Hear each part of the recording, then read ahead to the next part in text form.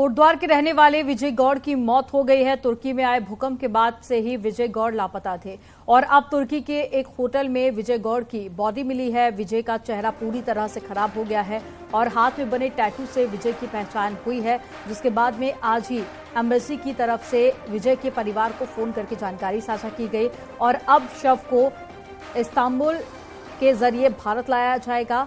विजय की खबर मिलने के बाद में परिवार में मातम छाया हुआ है, तो विजय का शव पहले तुर्की से इस्तांबुल लाया जाएगा और उसके बाद में शव भारत आएगा। विजय गौड़ बेंगलुरु की कंपनी में काम करते थे और काम के सिलसिले में 23 जनवरी को तुर्की गए थे। तो कुल 11 भारतीय इस भूकंप में फंस गए थे, जिसके बाद 10 को सुरक्षित बाहर निकाल लिया गया, तो वहीं एक भारतीय की मौत हो गई है।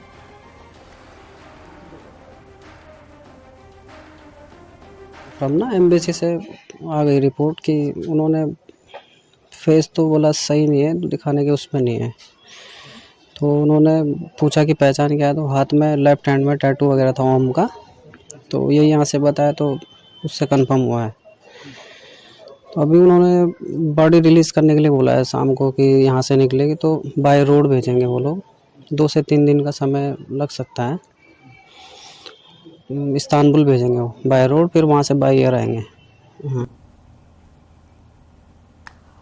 और सहयोगी अनुपम हमारे साथ में कोटद्वार से जुड़ गए हैं। अनुपम, इसे एक दुखद खबर कहा जा सकता है कि 10 भारतीयों को तो सुरक्षित निकाल लिया गया, लेकिन एक भारतीय की मौत हो गई।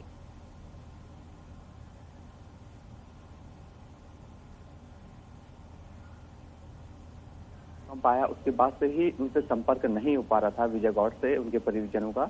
उसके बाद से ही पूरे परिवार की उम्मीदें थी कि जल्द से जल्द जिस तरीके से जो भारतीय हैं या कई सारे जो रेस्क्यू ऑपरेशन चल रहे हैं उसमें उनके जो बेटे हैं या उनके पति हैं उनको सुरक्षित निकाल लिया जाएगा।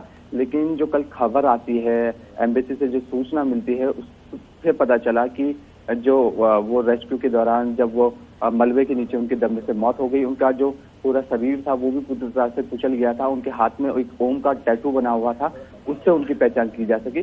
तो परिजनों में एक मातम है, पूरे परिवार के लोग इकट्ठा हुए हैं, रो रो के उनका बुरा हाल है और सभी एक उम्मीद लगाए हुए थे कि शायद उनका बेटा यहाँ पे सुरक्षित वापस अपने वतन लौटेगा, लेकिन नहीं लौट सका। और इस समय हम उन्हीं के घर पे मौजूद हैं। इसी घर में जो विजय हैं वो रहते थे और 6 साल तकरीबन उनको यहाँ पे किराए में रहते हुए हो गया था। कोटद्वार में यहाँ पर वो रहा करते थे और 23 जनवरी को ही वो यहाँ से निकले थे अपने बेंगलुरु अपनी कंपनी में और उसके बाद फिर वो तुर्की के लिए गए थे। तो एक दुखद पल है पूरे परिवार के लिए, सभी लोगों के लिए। आसपास के जो लोग हैं उनसे हमने जब बातचीत करी तो उन्होंने बताया कि एक हंसमुख स्वभाव के वो थे और सभी से मिलनसार थे। जब घर आया करते थे तो सबसे मिला करते थे। अब उनके परिवार में उनकी पत्नी है, एक 6 साल का बच्चा है और माँ है जिनकी काफी तबीयत खराब रहती है और तकरीबन 1.5 महीने पहले ही उनके जो पिताजी हैं उनका देहांत हुआ था और काफी परिवार पहले से ही काफी दुख में था। और एक और दुखद पल, एक और दुखद सूचना उनको मिलती है और जो अभी सूचना मिल रही है कि आज इस्तांबुल उनका शव पहुंच जाएगा और उसके बाद जो कल का दिन दिल्ली से उनके जो परिजन है वो दिल्ली जाएंगे और उनका शव जो है उनके हवाले किया गया, उनको सुपुर्द किया जाएगा। तो पूरे परिवार में मातम इस समय पसरा हुआ है। जो रिश्तेदार है, नाते रिश्तेदार है, वो उनका पहुंचने का सिलसिला शुरू हो चुका है। इस समय घर की अगर परिस्थिति बताएं तो इस घर में ही वो रहा करते थे। तकरीबन जैसे कि मैंने बताया 6 से 7 साल हो गए थे यहाँ पे किराए में रहते हुए। उनका पूरा परिवार यहीं पे रहता है। जी बिल्कुल अनुपम, तो जल्द ही अब बॉडी भी भारत आ जाएगी। सरकार की तरफ से भी काफी ज्यादा प्रयास इससे पहले भी देखे गए। तमाम जानकारी साझा करने के लिए बहुत शुक्रिया आपका। 15 फरवरी को धामी कैबिनेट की बैठक होने जा रही है, जो कि बेहद महत्वपूर्ण बैठक है और इस बैठक में जोशीमठ के आपदा प्रभावितों से लेकर राज्य आंदोलनकारियों पर की भी नजर टिकी हुई है।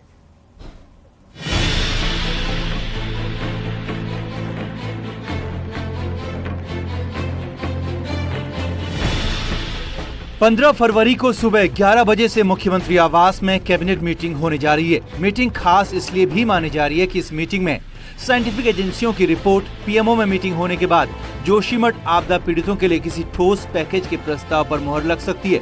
इसके अलावा प्रदेश भर में नए सर्किल रेट भी जमीनों के तय किए जा सकते हैं। माना जा रहा है कि इसके बाद देहरादून के कई इलाकों में जमीनों के रेट बढ़ सकते हैं।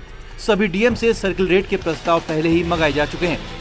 अभी जोशीमठ का जो विषय चल रहा है और इसमें जो अंतिम रिपोर्ट आने के बाद हम लोग इसमें कैबिनेट में भी चर्चा करेंगे और यदि ये सब कुछ ठीक ठाक रहा तो सेंटर में जाने के बाद उसमें बहुत कुछ हमें उम्मीद है कि वहाँ के लिए केंद्र से हमें मिलेगा।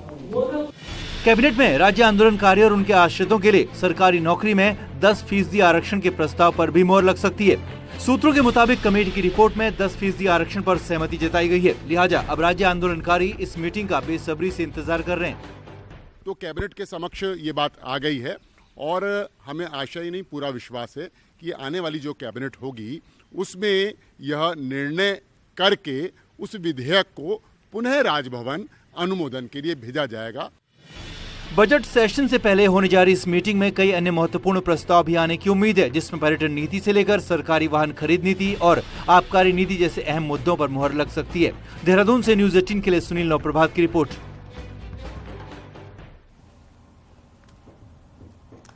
तो मुख्यमंत्री अंत्योदय निःशुल्क गैस योजना की शुरुआत की गई। पौड़ी से आज योजना को लॉन्च किया जाएगा। मुख्यमंत्री धामी इसे लॉन्च करेंगे। बीजेपी ने चुनावी घोषणा पत्र में वादा किया था, जो कि अब पूरा किया जा रहा है। अंत्योदय परिवार साल में फ्री में रिफिल करा सकेंगे 3 बार गैस सिलेंडर और 1,84,000 अंत्योदय कार्ड धारकों को इसका फायदा मिलेगा। योजना पर सालाना 55 करोड़ रुपए खर्च होंगे।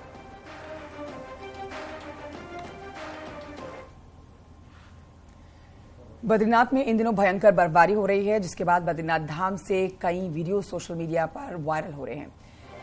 यहां पर तप्त कुंड के पास साधु बर्फबारी के बीच में तपस्या कर रहे हैं। बर्फबारी के बीच संतों की तपस्या जारी है। बर्फबारी के दौरान भी भारी बर्फबारी के बाद जब बाबा का आधा शरीर बर्फ में डूब गया, तब भी तपस्या जारी रखी गई। बद्रीनाथ में शीतकाल में कई साधु संत तपस्या में लीन रहते हैं और ये वीडियो बद्रीनाथ से वायरल हुआ।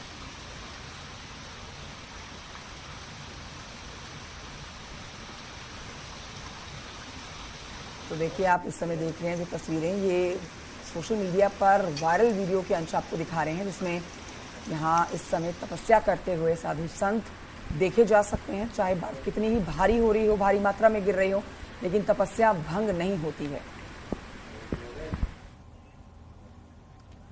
और बद्रीनाथ धाम में सीजन की जबरदस्त बर्फबारी हुई। 5 फीट बर्फ जमी देखी गई बद्रीनाथ धाम में। ये तस्वीरें भी आप देखिए, जहां पर 5 फीट से ज्यादा की बर्फ जमी हुई है, जबकि हेमकुंड साहिब में लगभग 8 फीट तक बर्फ जमी है।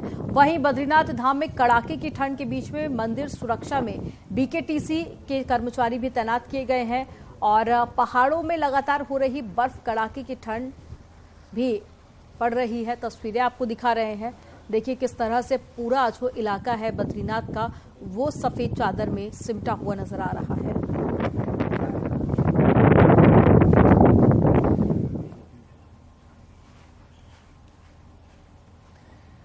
तो वहीं उत्तरकाशी के ऊपरी इलाकों में बर्फबारी जारी है। बर्फबारी के चलते गंगोत्री हाईवे एक बार फिर से बंद हो गया है। सुखी से आगे हाईवे बंद है। हाईवे पर कई फीट तक बर्फ जम चुकी है।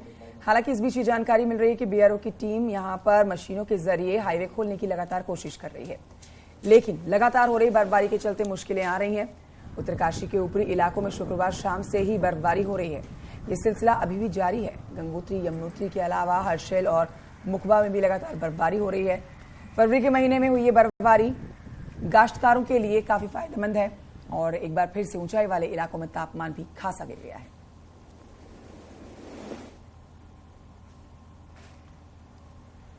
तो वहीं फरवरी के दूसरे सप्ताह में पहाड़ों में जमकर बारिश और बर्फबारी का दौर जारी है। नीति घाटी, माणा घाटी से लेकर हेमकुंड साहिब और औली दशोली विकासखंड के तमाम ग्रामीण इलाकों में 2 दिनों में रुक रुक कर बारिश और बर्फबारी जारी है, जिससे निचले इलाकों में कड़ाके की ठंड पड़ रही है। तो वहीं भारी बर्फबारी के बाद में हनुमान चट्टी से लेकर बद्रीनाथ धाम तक नेशनल हाईवे पर बर्फ की मोटी चादर जम गई है। तो मलारी राष्ट्रीय राजमार्ग पर भी बर्फ की मोटी चादर जमी हुई है। ग्रामीण इलाकों में भारी बर्फबारी के बाद में जनजीवन अस्त व्यस्त हो गया है। और ये 3 तस्वीरें आपको दिखा रहे हैं। बद्रीनाथ की पहली तस्वीर, दूसरी उत्तरकाशी की और तीसरी तस्वीर आपको दिखा रहे चमोली की। तस्वीरें लगभग एक ही तरह की सामने आ रही हैं, क्योंकि तीनों ही जगह पर काफी मोटी बर्फ की चादर दिखाई दे रही है और ऐसे में पर्यटकों की संख्या भी अब बढ़ रही है। इन दिनों सोशल मीडिया में कॉर्बेट के डिकाला का एक सोशल मीडिया पर वीडियो वायरल है। हालांकि वाइल्ड लाइफ फोटोग्राफर दीप रजवार ने इसे बीते साल का बताया है। ये उनका बताया जा रहा है वीडियो, और वीडियो इसलिए इंटरेस्टिंग है क्योंकि इसमें बाघिन अपने पूरे कुनबे के साथ नजर आ रही है। 4 बाघ एक साथ लोगों को दिखाई दे रहे हैं। ये वीडियो डिकाला कैंपस के पास का लग रहा है।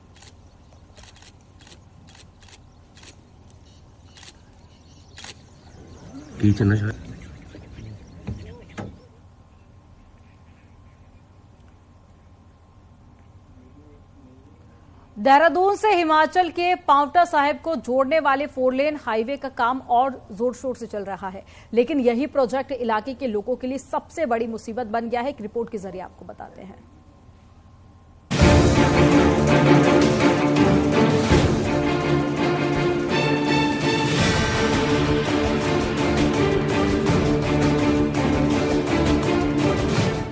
फिर हम या किसी भी घर हुए तक का कल्याण में छोटे छोटे बच्चे में तो रूम का तो सामान बर्बाद पूरा टूटो सामान का जाना अब मैं तो जमीन जमीन चाहिए मकान चाहिए मैं तो जमीन भी चाहिए और मकान भी चाहिए। दर्शनी देवी जैसे कई परिवार हैं जो बल्लूपुर पौधा 4 लेन प्रोजेक्ट के चलते इन दिनों परेशानी झेल रहे हैं। NHAI के इस 4 लेन प्रोजेक्ट की जद में इलाके के लोगों की जमीन मकान आ रहे हैं और उन्हें मुआवजा भी मिलना मुश्किल लग रहा है। दरअसल प्रस्तावित 4 लेन के पास विवादित जमीन भी पड़ती है, जिनकी रजिस्ट्री तो लोगों के पास है, लेकिन उसका दाखिल खारिज न होना परेशानी की वजह बन गया है। पास से टोंस नदी भी होकर गुजरती है, जो धारा 120B के तहत सरकारी जमीन पर अतिक्रमण के तहत आती है। तो ऐसे में नदी के किनारे लोग मुआवजे के हकदार नहीं होंगे। अब लोग अपना दुख बताते हुए कहते हैं कि वो अपने बच्चों की शादी भी टाल रहे हैं कि घर नहीं है तो शादी कैसे करें। जिसका दाखिला खारिज नहीं होगा उसको पैसा नहीं मिलेगा। अब दाखिला खारिज नहीं है तो वो गलती हमारी भी तो नहीं है ना। हमको भी तो पता नहीं था, जब हमने जमीन ली तब थोड़ा ना हमको पता था कि हम इसका हमने पटवारी से पता किया। पटवारी ने बोला कि क्या बोलते हैं यहाँ के दाखिले अभी फिलहाल के लिए रुके हुए हैं। उन्होंने भी ये भी तो थोड़ी बताया कि मतलब ये जमीन सही नहीं है। मेरे घर में तैयारियां शादी की चल रही हैं, लेकिन सब कुछ मैंने रोक दिया कि अभी मैं कर नहीं सकती हूँ। अभी मेरा घर भी जा रहा है, पैसा भी नहीं है मेरे पास, मैं कहाँ से करूंगी। मैं तो चारों तरफ से लुट गई हूँ। जब मोदी जी ने दिया है पैसा तो हमारे पास पैसा क्यों नहीं आ रहा, क्यों नहीं मुआवजा आ रहा। अब ये देखो, ये इतना बढ़िया बिल्डिंग है, करोड़ों रुपए मैंने इसमें लगाए हैं। अंदर से देखो, बाहर से देखो, क्या ये घर बना हुआ है। और ऐसा मेरे साथ होगा तो मैं कहाँ जाऊंगी। अधिकारी मुआवजे की बात तो कहते हैं, लेकिन साथ में जियो को भी जोड़ देते हैं। जितने भी हमारे वहाँ पे स्ट्रक्चर्स आते हैं उनका बाकायदा मूल्यांकन हुआ है और अकॉर्डिंगली जैसे हमारे जियोज हैं उनके अकॉर्डिंगली इनको मुआवजा पे किया जाएगा। बड़े जतन से लोग एक एक पैसा जोड़कर अपना घर बनाते हैं, लेकिन अब इन लोगों का जमीन मकान तो जाएगा, साथ ही उन्हें मुआवजा मिलने की भी उम्मीद दिख नहीं रही। ऐसे में NHAI के इस प्रोजेक्ट से जहां लोगों को सहूलियत मिलेगी तो कुछ लोगों के लिए ये जिंदगी भर का दर्द देने जा रहा है। न्यूज़ 18 के लिए देहरादून से भारती सकलानी की रिपोर्ट।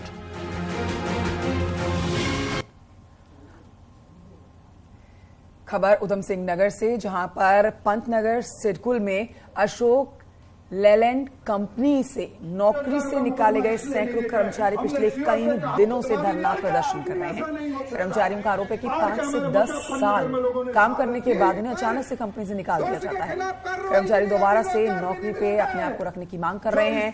शनिवार को रुद्रपुर में हुए प्रदर्शन के दौरान हल्द्वानी से कांग्रेस के विधायक सुमित हृदय और कांग्रेस के प्रदेश महासचिव हरीश पनेरू भी नौकरी से निकाले युवाओं के लिए समर्थन करने के लिए सड़कों पर नजर आए। इस दौरान कांग्रेस के नेता इतने ज्यादा जोश में आ गए कि उन्होंने बोलते बोलते अपने कपड़े तक उतारे। जो इस प्रदेश की राजधानी को, इस राज्य को मुकदमा हमारे खिलाफ नहीं लिखा। और चलिए यहाँ पर रुकेंगे एक छोटे से ब्रेक के लिए। खबरों का सिलसिला आगे भी जारी रहेगा।